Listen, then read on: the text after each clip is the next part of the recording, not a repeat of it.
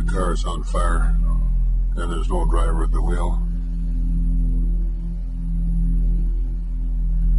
And the sewers are all muddied with 1,000 lonely suicides. And a dark wind blows.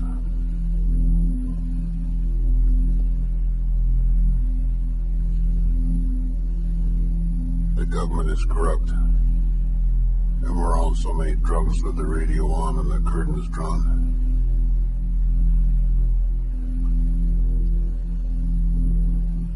We're trapped in the belly of this horrible machine. And the machine is bleeding to death.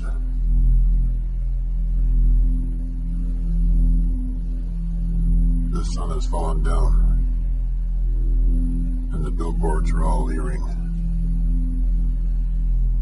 And the flags are all dead at the top of their poles. It went like this.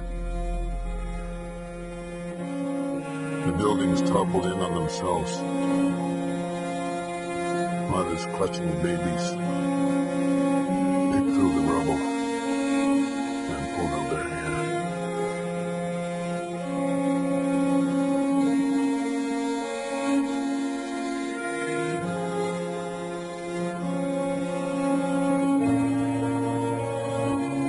The skyline was beautiful on fire. All twisted metal stretching upwards. Everything washed in a thin orange haze. I said, kiss me, you're beautiful. These are truly the last days.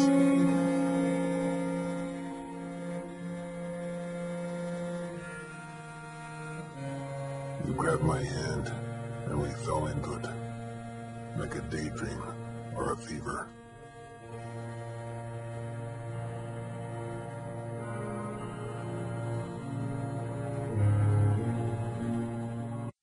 I'd like to share a revelation that I've had during my time here.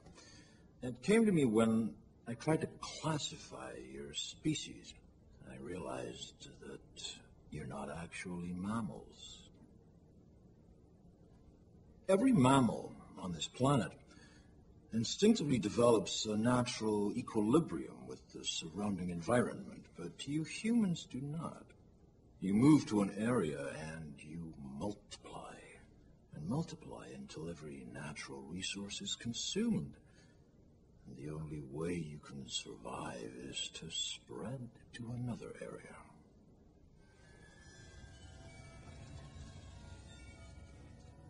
There is another organism on this planet that follows the same pattern. Do you know what it is? A virus. Human beings are a disease, a cancer of this planet. You are a plague.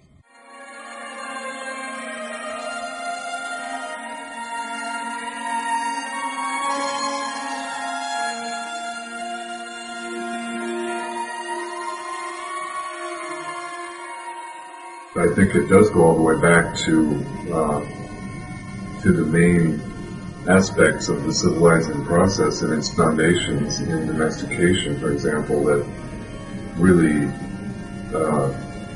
makes it go this way.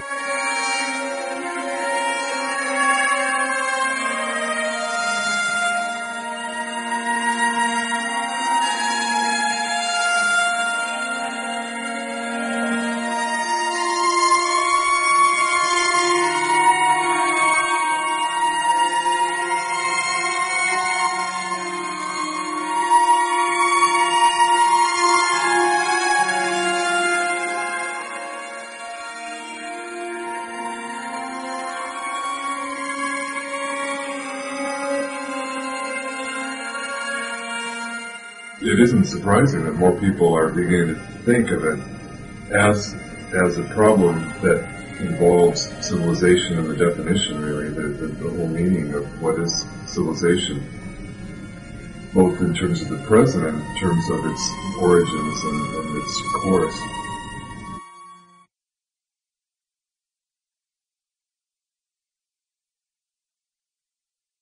The Maya hand the most extensive writing in the New World.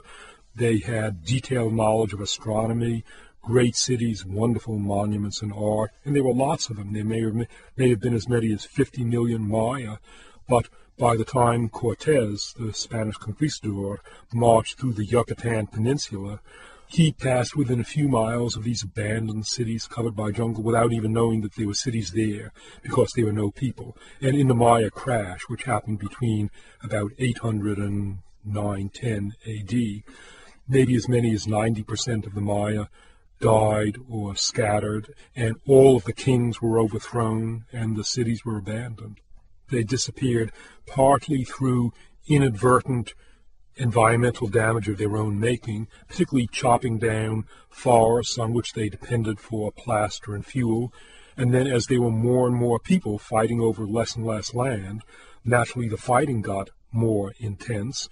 And finally, this combination of overpopulation for too few resources came at a time of a severe drought. And so within a century or so, Maya society collapsed, and the Maya heartland had been virtually emptied of people. They could have avoided extinction by doing some of the obvious things, limiting their population growth, not cutting down all their trees, getting into a political union rather than fighting each other regularly.